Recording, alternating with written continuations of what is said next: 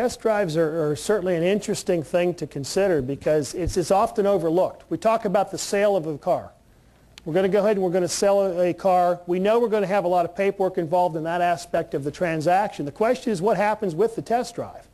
And oftentimes what happens in the test drive is we're going to take a copy of a driver's license, maybe some insurance information, and let the people go out on the road. This is one of the areas of greatest legal exposure in a dealership. We're concerned about a test drive because this is where the negligence claim comes back against the dealership. Michael, what comes to mind here is it's an interesting story and actually a true life example where some people went out, took a vehicle, a pickup truck from a dealership for a test drive, went out to the local appliance store, bought a washer and dryer. We all know it's easier to go take a vehicle for free on a test drive than rent a truck, right? So that's what they do. They take the vehicle, they go out, they put the washer and dryer in. They tend to be heavy. They don't strap it down. What winds up happening is they're on the way home, they hit a bump, the gate comes down, and what winds up happening is the washer comes out, smacks the car behind them.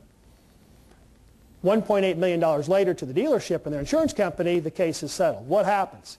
Negligent entrustment of the motor vehicle by the dealership. So we're concerned about our car from the dealership going out into commerce. What do? First thing is you're going to verify who has the car. That's where the driver's license, the insurance information comes in.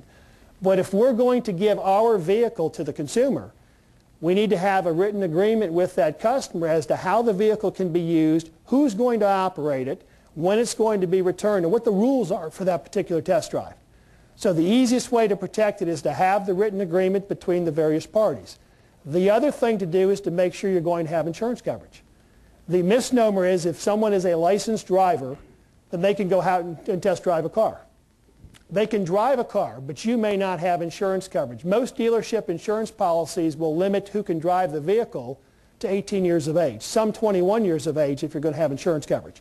So the first thing I would do would be to check my dealership insurance policy, see what the rules are for having a vehicle out on a test drive, and on top of that, making sure that I'm going to know what the age limitation is for somebody leaving.